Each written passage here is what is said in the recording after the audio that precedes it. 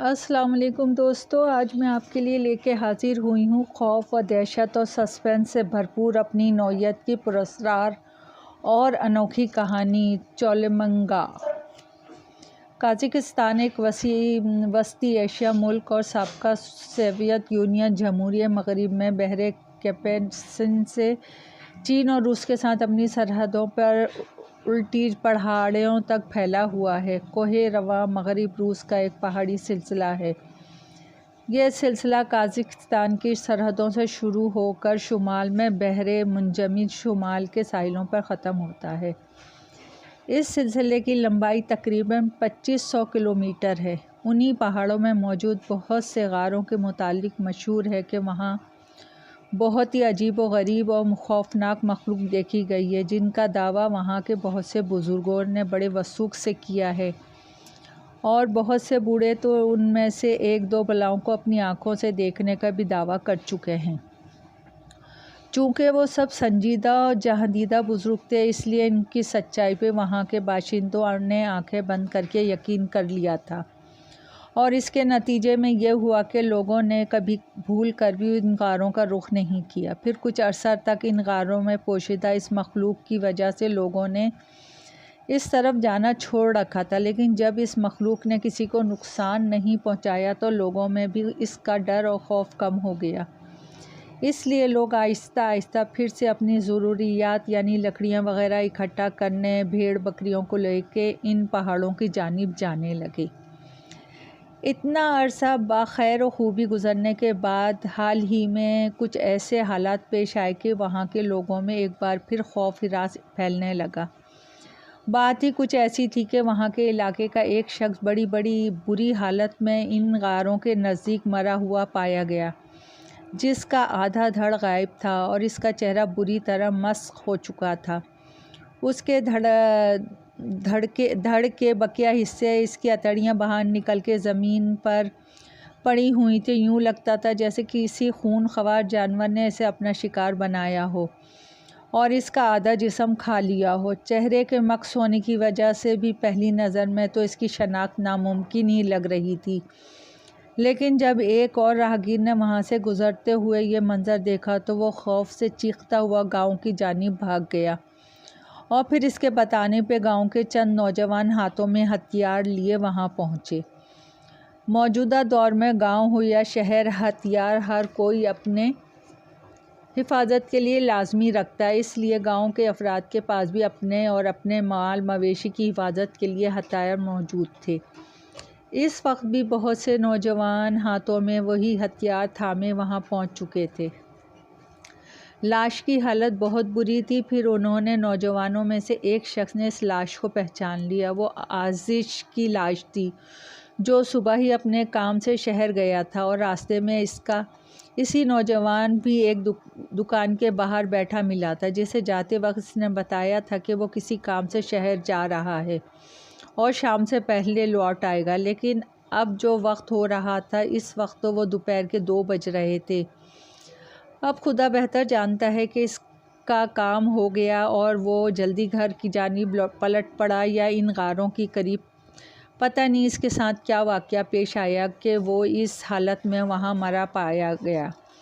اس نوجوان کے کہنے کے مطابق اس نے اس لاش کو اس کے لباس سے پہچانا، کیونکہ آج صبح ہی تو وہ اس سے مل کر گیا تھا، اس لیے اس نے اسے فوراً پہچان لیا، ورنہ تو کسی صورت بھی نہیں پہچان سکتے تھے، کیونکہ لاش کٹی پٹی حالت میں تھی اور اس کا چہرہ بھی بری طرح نوچا ہوا تھا۔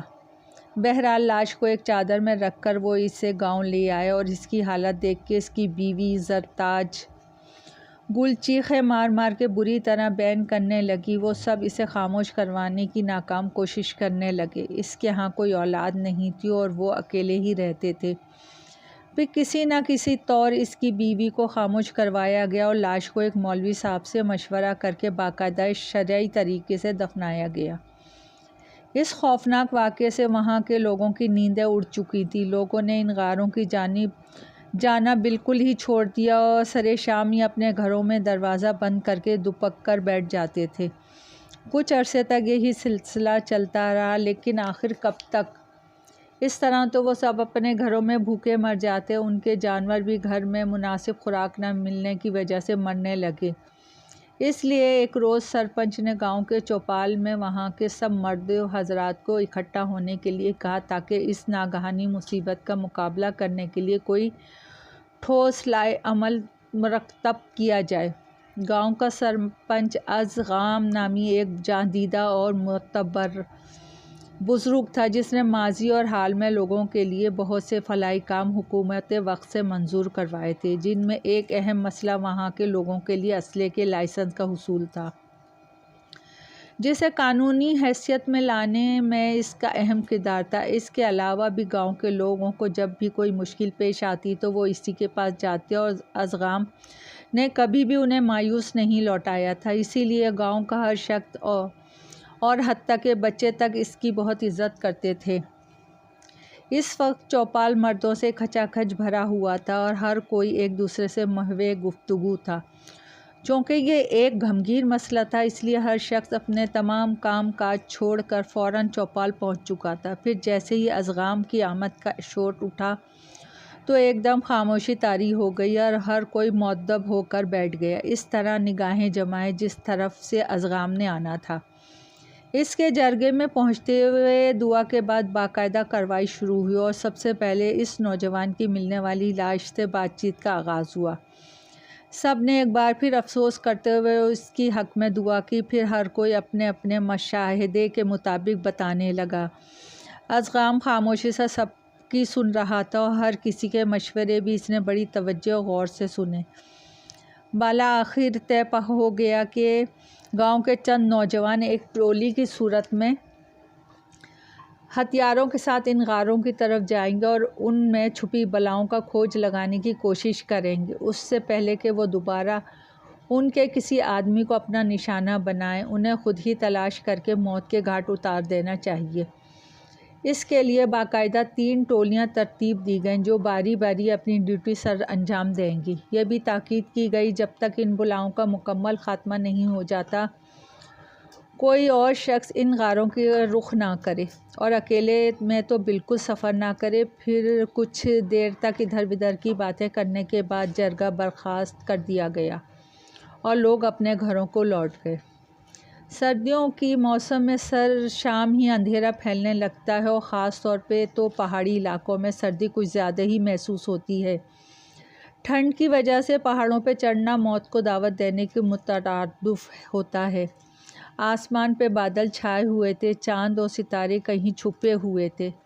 ایسے میں ایک غریب قسم کی مخلوق ایک غار سے نکل کے دہانے کی نزدیک آئی اور ایک ہموار سطح پہ لیٹی ہوئی تھی۔ ایک نظر میں دیکھنے پر اس کا حلیہ بلوچستان میں دیکھی گئی اسی طرح کی ایک مخلوق مم کی طرح کا تھا، لیکن اس کا آدھا دھڑ عورت کا اور نیچے کا دھڑ حصہ شیر کی طرح تھا۔ اس علاقے میں بھی ایسی مخلوق کو بہت سے افراد نے دیکھنے کا دعویٰ کیا تھا، لیکن اس مخلوق کی جسامت اور حلیہ اس سے قدرے ملتا جلتا تھا، لیکن اس کا چہرہ آدھا بکرے کی طرح اور بقیہ انسانی۔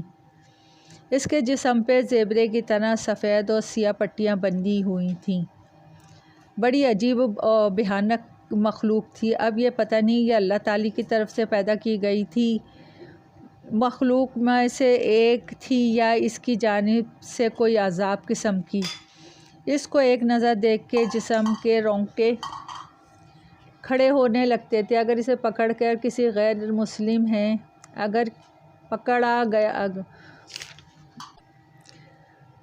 اگر اسے پکڑ کے کسی غیر مسلم میں لے جایا جاتا تو لازمی طور پہ وہاں کے آدھے لوگ خوف خدا سے مسلمان ہو جاتے اور بڑے سکون سے ٹھنڈے پتھروں پہ لیٹی اپنے کینگرو جیسے پنجوں کو چاٹنے میں مصروف تھی۔ اس کی لمبی اور چوڑی زبان لپ لپ کر کے اس کے پنجوں پہ لگا تازہ خون چاٹ رہی تھی اور اس خاموشی میں اس کی زبان سے نکلنے والی آوازیں بڑی پراسرار لگ رہی تھیں۔ ایسے میں اس حالت میں اگر کوئی انسان دیکھ لیتا تو شاید دہشت سے ہی مر جاتا۔ آسمان پہ چھائے گہرے بادل، چاند اور ستارے مفقود، چاروں طرف پھیلا ہوا ایک گھمگیر سناٹا خوفناک اور دہشت ناک ماحول میں اس طرح کی غیر انسانی مخلوق ایک اچھے بھلے انسان کو ہارٹ اٹیک کر دینے کے لیے کافی تھی۔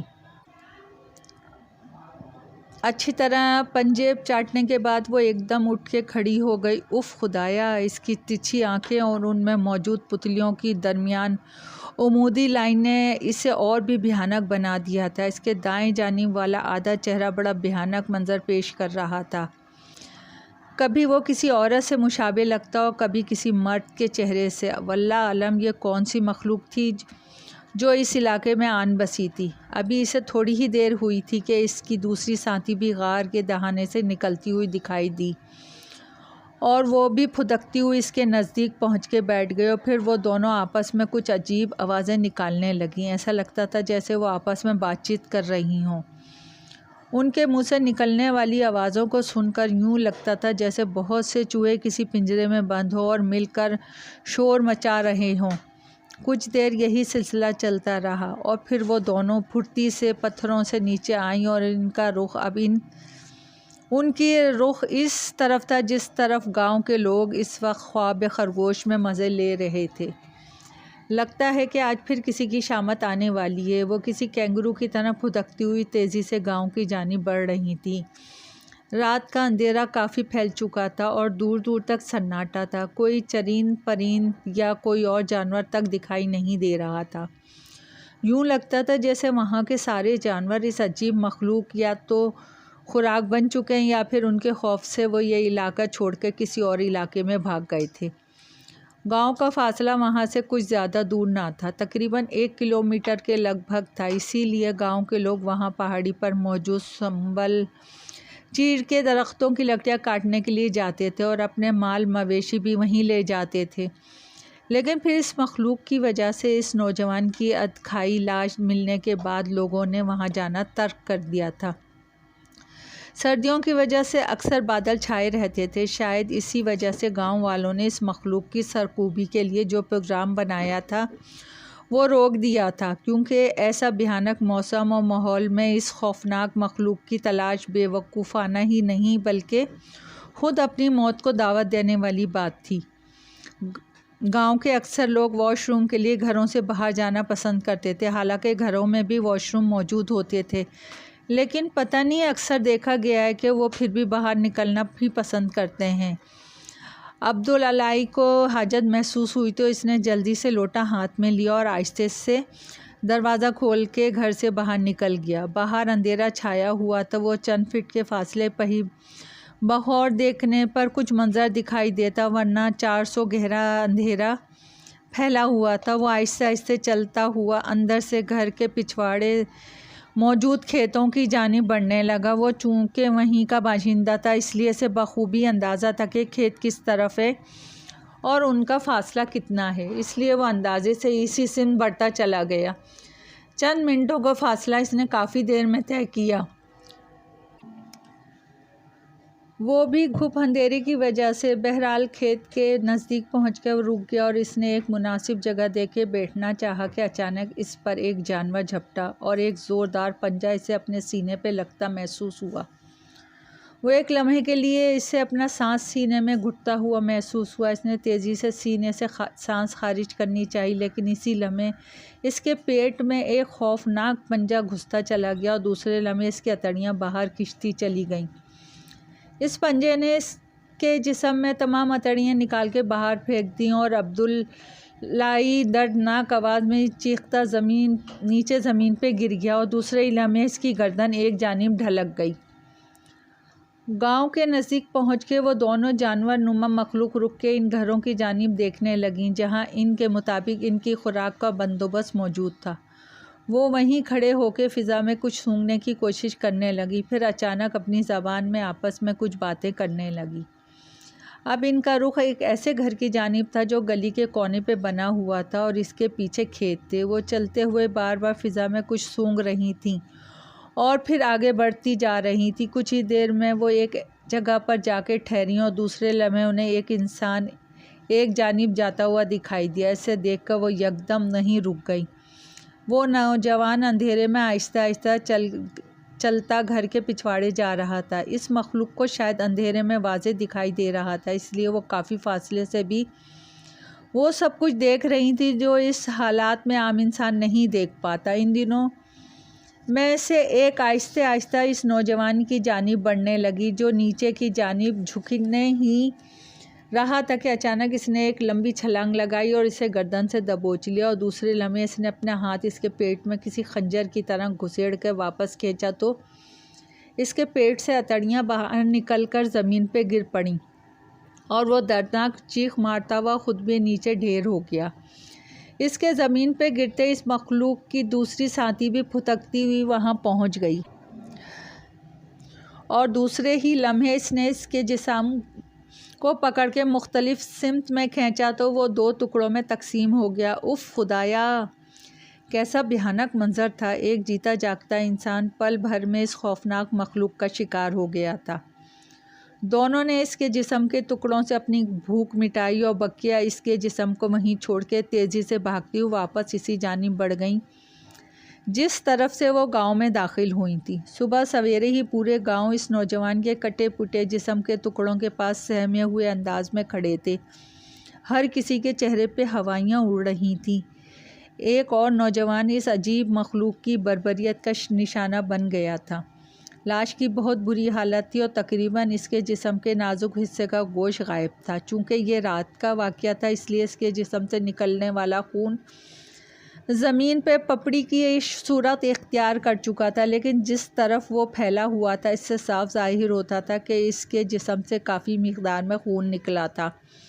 یہ لوگ اپنے زیادہ تر فیصلے جرگے کے تحت کرتے تھے، اس لیے کسی نے بھی اس واقعے کی اطلاع پولیس کو نہیں دی تھی۔ ویسے بھی وہ پولیس کی تشویش سے ہمیشہ ناخوش رہتے تھے، کیونکہ ایک بار 2 بار انہوں نے اپنے کچھ مسائل کے حل کے لیے مقامی پولیس سے رابطہ کیا تو وہ لین لان سے کام لیتے ہوئے وقت گزارتے رہے اور بالآخر گاؤں والوں نے اپنے مطالبات واپس لے لیے اور ساتھ ہی انہیں برملا کہہ دیا کہ آئندہ پولیس کا سہارا لینے کے بجائے اپنے تمام مسائل کا حل جرگہ سسٹم کے تحت کریں گے۔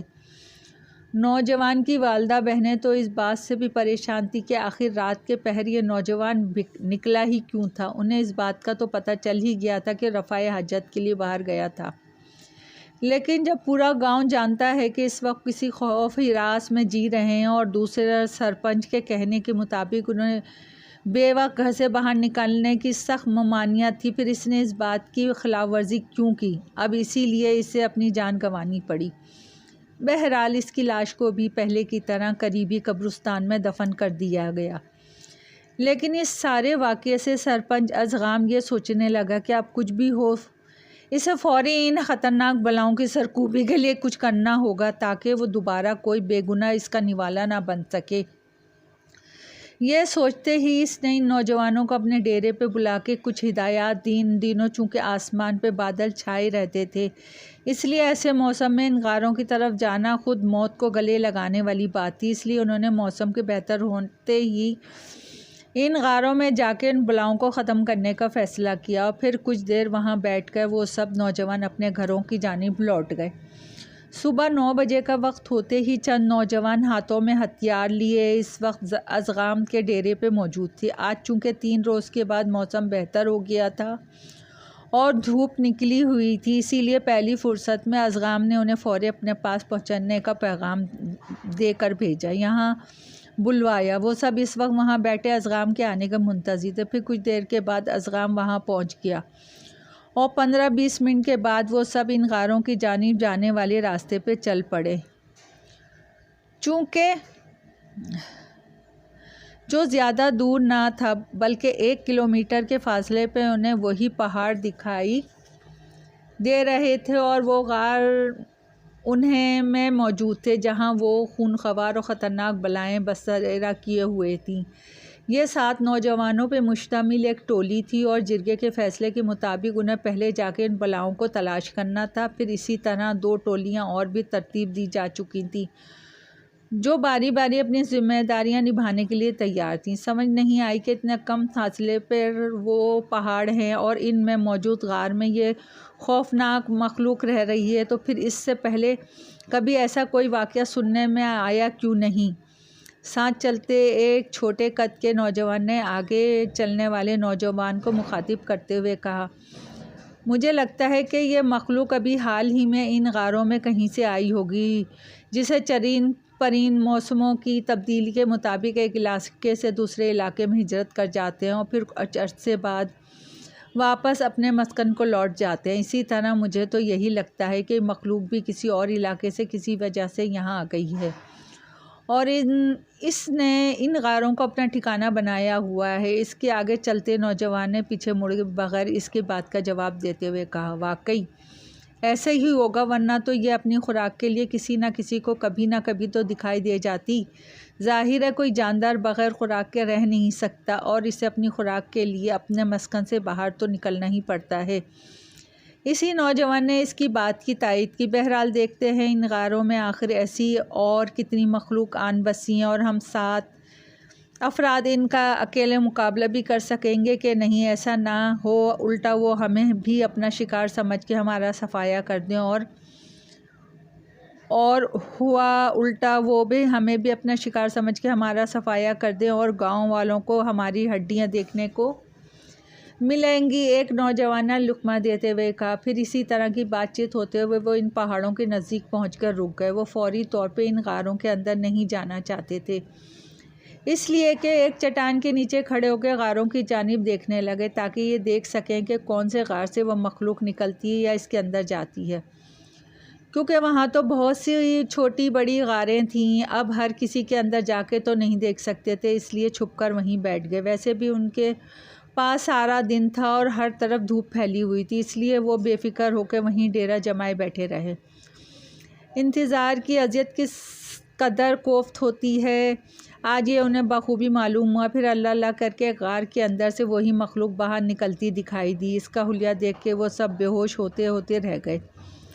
ظاہر ہے اس کا خوفناک حلیہ اچھے بھلے آدمی کو حواس باختہ کر دینے کے لیے کافی تھا۔ اس مخلوق کا آدھا چہرہ بکرے کی طرح اور آدھا انسانی تھا اور اس کے جسم پہ زیبرے کی طرح سفید اور سیاہ لائنیں دور سے ہی صاف دکھائی دے رہی تھیں۔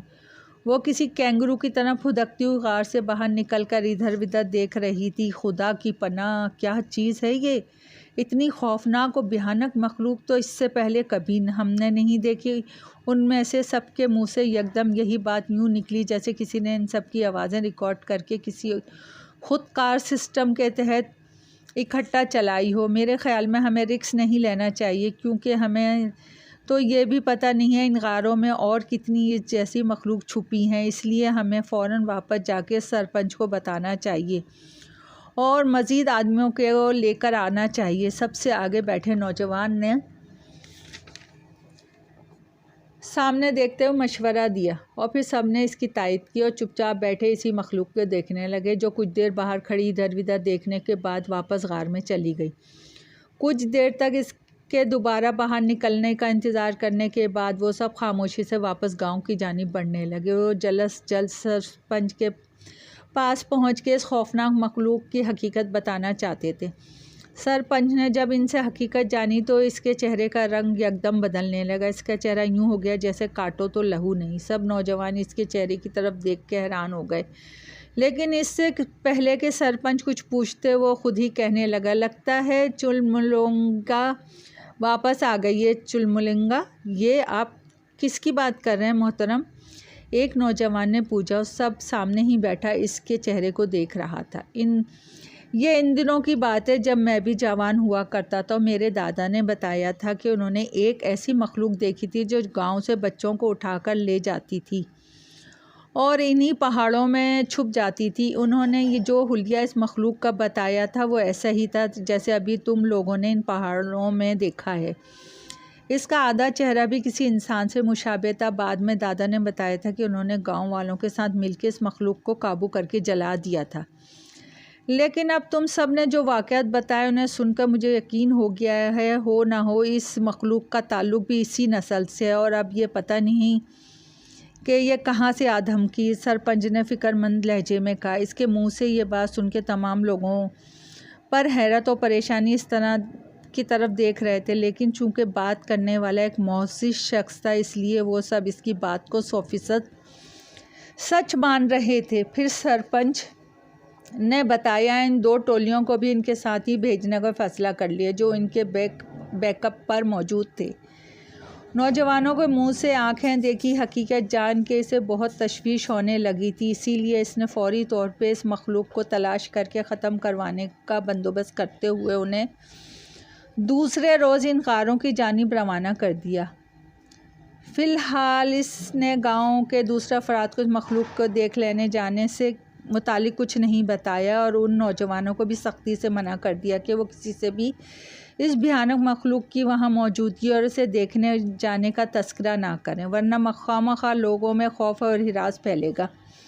اس وقت ان غاروں کی جانب تقریباً 25 نوجوان ہاتھوں میں ہتھیار لیے بڑے محتاط انداز میں آگے بڑھ رہے تھے۔ پہلے کی نسبت اس بار وہ زیادہ چوکنے اور محتاط تھے، کیونکہ وہ صرف شک کی بنا پہ ان غاروں کی جانب گئے تھے، لیکن اب جب کہ انہوں نے اس مخلوق کو آنکھوں سے دیکھ لیا تھا وہ زیادہ محتاط تھے۔ اب تو انہیں چلتے ہوئے یہی محسوس ہو رہا تھا کہ اچانک وہ مخلوق کسی طرف سے نکل کے ان پر حملہ آور ہو جائے گی اور دوسرے لوگوں کی طرح انہیں بھی چیر پھاڑ کے رکھ دے گی۔ چونکہ ان سب کے پاس اسلحہ تھا، اس لیے انہیں یہ بھی تسلی تھی کہ اگر ان کا سامنا اچانک اس مخلوق سے ہو گیا تو وہ بھی اس کا ڈٹ کر مقابلہ کریں گے۔ یہی سوچتے ہوئے وہ ان غاروں کے نزدیک ہوتے جا رہے تھے، جو اب انہیں دور سے بڑا واضح دکھائی دینے لگے تھے۔ سیدھے اس طرف جانے کے بجائے ایک طرف دکھائی دینے والی چٹان کی جانب بڑھنے لگے، جو پہاڑ سے اس طرف باہر کی طرف نکل کر نیچے زمین کی طرف جھکی ہوئی تھی کہ دور سے دیکھنے والوں کو اس کے نیچے بیٹھے ہوئے کسی شخص کو دیکھ لے جانے کا امکان نہ تھا۔ وہ سب محتاط انداز میں اسی جانب بڑھ رہے تھے۔ پھر کچھ ہی دیر بعد ان کے نیچے پناہ لے لی۔ غاروں کا فاصلہ وہاں سے زیادہ دور نہیں تھا، وہ اس پر بڑی آسانی سے نظر رکھ سکتے تھے۔ صبح کے 11 بجے کا وقت ہو رہا تھا اور دھوپ نکلی ہوئی تھی اور یہ موسم بھی ان کے حق میں بہتر تھا۔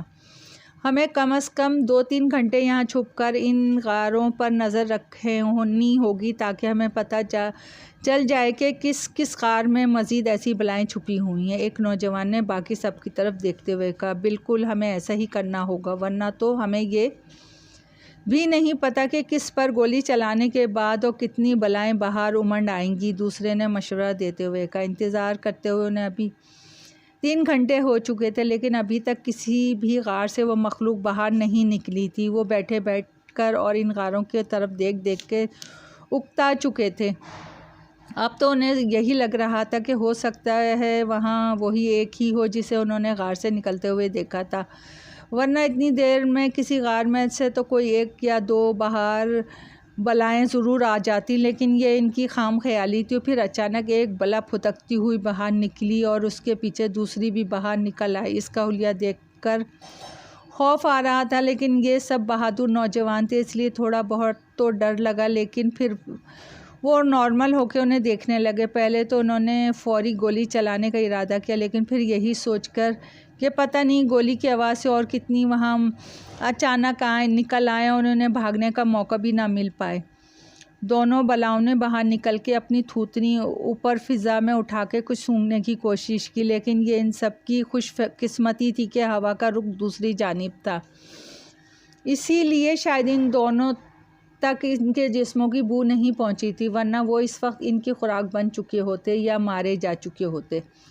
کیا ایسا نہیں ہو سکتا کم از کم ان دونوں کو تو مار کر یہاں ختم کر دیتے ہیں، باقی جو غار میں موجود ہوں گی ان کا بھی پتہ چل جائے گا کتنی باہر نکلتی ہیں، اور بھی تو ہم صرف قیاس آرائی ہی کی بنا پر سوچ رہے ہیں کہ ان میں اور بھی ہیں اسی طرح کی مخلوق چھپی ہوئی ہیں۔ دائیں جانب بیٹھے قدرے موٹے جسم کے ایک نوجوان نے اپنے تئیں انہیں مشورہ دیتے ہوئے کہا، میرا دل بھی یہی مانتا ہے کہ جو سامنے ہے پہلے ان سے تو نمٹا جائے، باقی کا بعد میں دیکھا جائے گا۔ آگے بیٹھے دوسرے نوجوان نے جواب دیا۔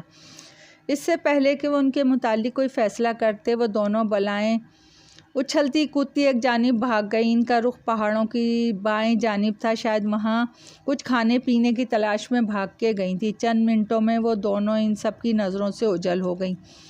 وہ مزید کچھ دیر وہیں رک کے انتظار کرتے رہے، دیکھیں اب کس طرف غار سے کیا نکلتا ہے، لیکن کافی دیر تک بیٹھے رہنے کے بعد ہر طرف ایک سناٹا اور خاموشی طاری تھی۔ اب کیا کریں، ہم میں سے ایک موقع گنوا دیا، اب کیا ان کے واپس آنے کا انتظار کیا جائے یا پھر ہمت کر کے اس غار کے اندر جا کر دیکھا جائے جہاں سے وہ دونوں باہر نکلی تھیں۔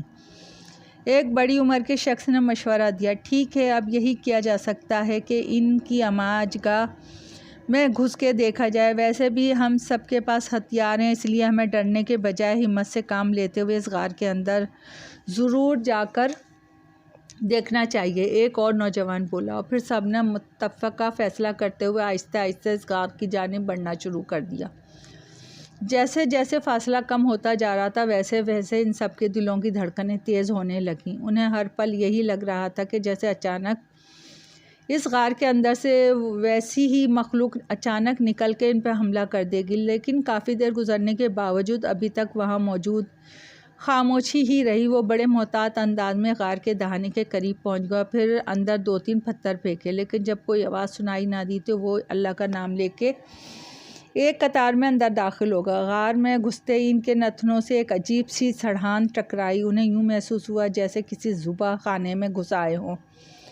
بو اس قدر ناگوار تھی کہ ان سے وہاں کھڑے ہونا بھی مشکل ہو رہا تھا۔ یہ کافی کشادہ غار تھا اور شاید کہیں سے روشنی بھی اس کے اندر اتر رہی تھی، اسی لیے اس کے اندر اندھیرے کا احساس بہت کم تھا۔ غار اندر سے ایک ہال نما تھا، اور پھر یہ دیکھ کے ان کے خوف سے آنکھیں پھیل گئیں کہ ایک کونے میں انسانی ہڈیوں کا ایک ڈھیر موجود تھا اور اس کے نزدیک ہی کچھ جانور کے کھائے جسم موجود تھے۔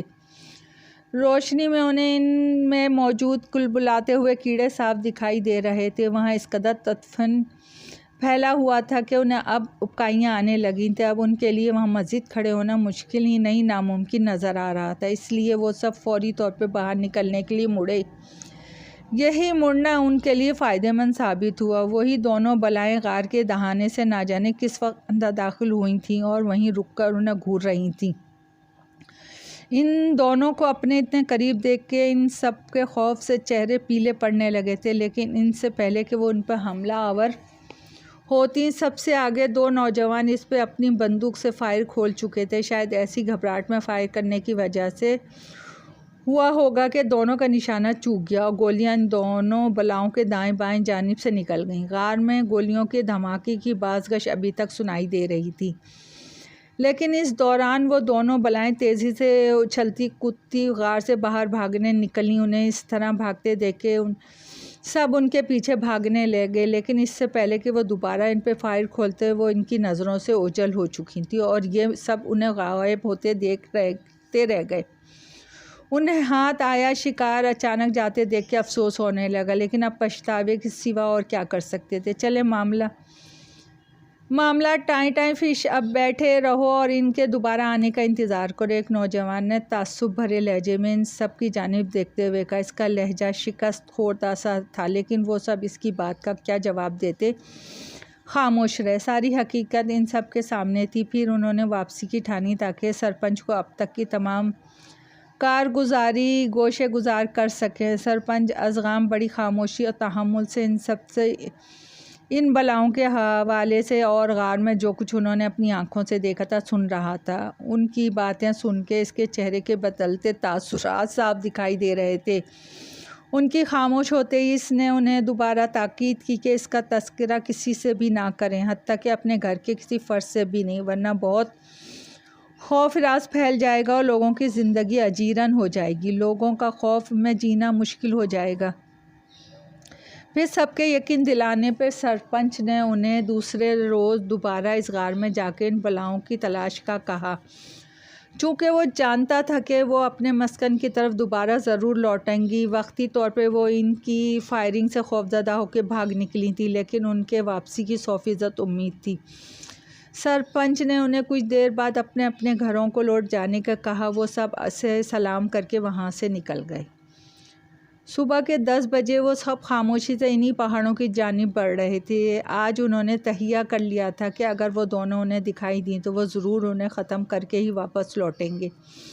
ان کے چہرے سے جوش تمتما رہا تھا۔ 20 منٹ تک وہ اس غار کے باہر کچھ فاصلے پر موجود اسی چٹان کے نیچے موجود تھے اور وہیں رک کے انتظار کرنے لگے، لیکن کافی دیر جب کوئی باہر نہ نکلا تو انہوں نے اندر جانے کا فیصلہ کیا اور اس طرح بڑھنے لگے۔ پھر قریب پہنچ کر اندر پتھر پھینکنے پر انہیں دور کہیں سے ایسی آواز سنائی دی جیسے کوئی جانور غصے سے غرا رہا ہو۔ یہ دیکھ کے وہ چونک گئے اور سمجھ گئے کہ ہو نہ ہو آج وہ دونوں اس کے اندر موجود ہیں۔ اب وہ محتاط ہو کر ایک دوسرے سے مشورہ کرنے لگے کہ اب انہیں ایک دم اندر گھس کے فائر کھول دینی چاہیے یا پھر وہ دوبارہ ان کے باہر نکلنے کا انتظار کرنا چاہیے۔ پھر متفقہ فیصلہ یہ ہوا کہ انتظار کرنے کے بجائے انہیں اندر جا کے ان بلاؤں کا خاتمہ کرنا چاہیے۔ ویسے بھی انہیں اب تک اس بات کا بخوبی اندازہ ہو گیا تھا کہ شاید یہی دونوں بلائیں اس علاقے میں ہیں جنہوں نے خوف ہراس پھیلایا ہوا ہے، اور ان دو معصوم بندوں کو بھی انہی نے اپنی خوراک بنایا تھا۔ وہ چونکہ تعداد میں زیادہ تھے اور ان کے پاس ہتھیار بھی تھے، اس لیے فی الحال تو ان کی طرف سے کوئی خطرہ نہ تھا، اور اس بار وہ پہلے سے زیادہ چوکنے اور محتاط تھے۔ یہ فیصلہ کرتے ہی وہ سب آہستہ آہستہ غار کے اندر بڑھنے لگے۔ پہلے کی طرح اس بار بھی ان کے نتنوں سے وہی سڑان ٹکرائی، لیکن اس بار اس موقع میں زیادہ تیزی تھی۔ شاید وہ دونوں اپنی خوراک کے لیے کسی اور جانور یا انسان کو مار کے لے آئی ہوں گی، اسی لیے بدبو پہلے کی نسبت زیادہ تھی، لیکن اس بار انہوں نے اپنی جیب سے رومال نکال کے ناک پہ باندھ لیے تھے، لیکن ان کے باوجود سڑان تھی کہ ان کی ناکوں میں گھسی جا رہی تھی۔ اندر داخل ہوتے ہی انہیں وہ سامنے دکھائی دیتے ہی انہوں نے ایک دم فائر کھول دیے۔ غار 3 طرف سے بند تھے اور سامنے کے رخ پر وہ سب ایک ہجوم کی صورت میں موجود تھے، جس سے غار کا دہانہ تقریباً مکمل طور پہ بند ہو چکا تھا۔ اس لیے گولیوں کی بوچھاڑ نے غار میں ایک دم ادھم مچایا اور ان کی زوردار آوازوں نے وہ دونوں اچھل کر کھڑی ہوئیں اور تیزی سے دور ایک کونے کی جانب پھدکتی ہوئی بھاگ گئیں۔ وہاں پہنچتے ایک دم نظروں سے غائب ہو گئیں۔ سب حیرت سے کھڑے اسی جانب دیکھ رہے تھے جہاں وہ پھدکتے ہوئے گئی تھیں، اور دیکھتے ہی دیکھتے اچانک غائب ہو گئی تھی۔ وہ سب سکتے کے حالت میں کھڑے ایک دوسرے کی جانب دیکھ رہے تھے۔ ہیں یہ کہاں غائب ہو گئیں؟ وہ تین نوجوانوں کو منہ سے اکٹھا ہی آوازیں نکلیں۔ ان کے لہجے بتا رہے تھے وہ ان کی اچانک غائب ہو جانے سے قدرے خوفزدہ ہو چکے تھے۔ ظاہر ہے غار کے اندر آنے کا تو وہی راستہ تھا جہاں وہ سب موجود تھے، اور باہر جانے کا راستہ انہیں کہیں دکھائی نہیں دے رہا تھا۔ پھر سامنے پتھر کے سپاٹ دیوار کے پاس پہنچ کے وہ دونوں کہاں غائب ہو گئی تھیں۔ چند لمحوں تک وہیں کھڑے رہنے کے بعد وہ آہستہ آہستہ اسی کونے کی جانب بڑھنے لگے، اور وہاں پہنچ کے ان کی آنکھیں حیرت سے پھیل گئیں۔ ان کے تو وہم و گمان میں بھی نہیں تھا کہ ایسا بھی ہو سکتا ہے۔ کونے میں پہنچ کے انہوں نے دیکھا کہ وہاں زمین میں دراز ایک راستہ دکھائی دے رہا ہے۔ غالباً وہ دونوں بلائیں اسی راستے کے ذریعے فرار ہوئی تھیں۔ نہ جانے وہ راستہ آگے کہاں جاتا تھا، لیکن اس طرح بغیر سوچے سمجھے اس میں داخل ہونے کا مطلب تھا خود اپنی موت کو دعوت دینا۔ اس لیے وہ وہیں کھڑے ایک دوسرے کی جانب دیکھنے لگے۔ پھر کچھ دیر تک خاموش رہنے کے بعد انہوں نے نیچے اترنے کا فیصلہ کیا تاکہ اندر جا کے حقیقت جانی جائے، آخر یہ راستہ کہاں جا کر نکلتا ہے۔ انہوں نے اپنے ہتھیار مضبوطی سے تھامے اور اللہ کا نام لیا اور باری باری نیچے اترنے لگے۔ یہ ایک چھوٹا سا سرنگ نما راستہ تھا جس میں گھٹن کا احساس نہیں ہو رہا تھا، شاید کہیں سے تازہ ہوا آ رہی تھی۔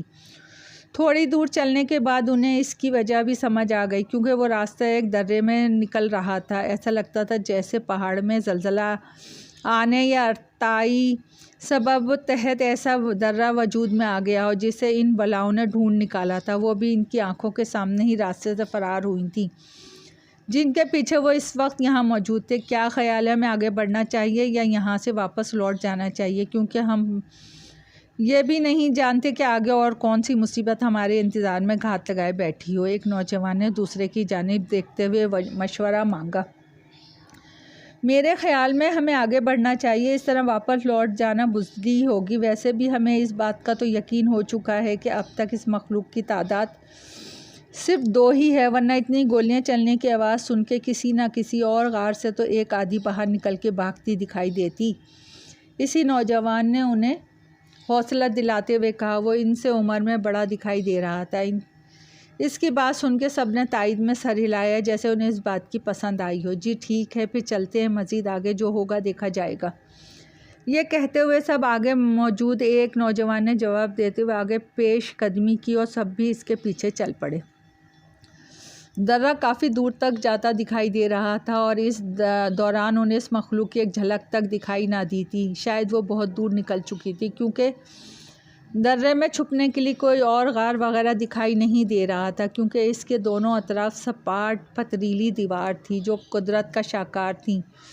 یوں لگتا تھا جیسے زلزلے کی وجہ سے ایک پہاڑ 2 حصوں میں تقسیم ہو گیا تھا اور اس کی بدولت یہ درہ نما راستہ وجود میں آ گیا ہوگا۔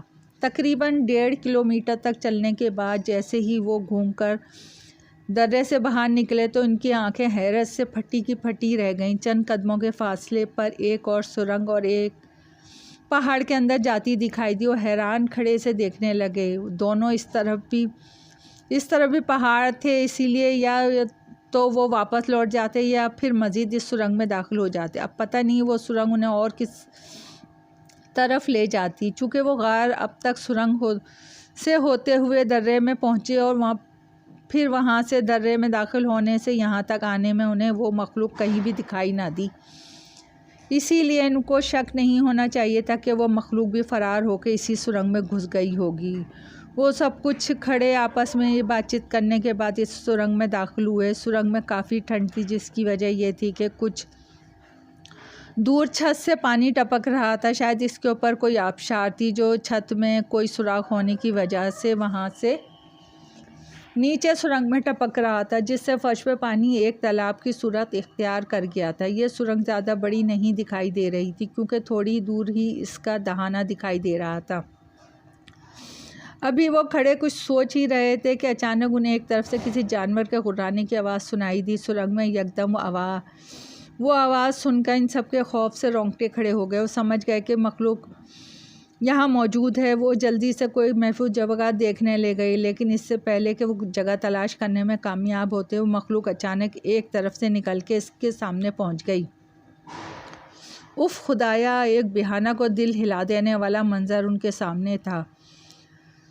2 راز نما جانور جو کینگرو کی طرح اپنے پاؤں پہ کھڑے تھے ان کے سامنے موجود تھے۔ ان دونوں کے چہرے آدھے جانور اور آدھے انسان کے تھے۔ ایک جھلک میں وہ انسانی چہرہ کسی عورت سے مشابہ لگتا تھا اور پھر دوسرے لمحے کسی مرد کی نظر آنے لگتا تھا۔ وہ حیرت سے کھڑے اس مخلوق کو دیکھ رہے تھے۔ انہیں اس بات کا خیال تک نہ تھا کہ ان کے ہاتھوں میں ہتھیار ہیں، وہ اسے استعمال کر کے ان کو پر فائر کھول سکتے تھے۔ ان کی اسی بے خبری اور حیرت سے اس مخلوق نے فائدہ اٹھاتے ہوئے ان پر حملہ کر دیا۔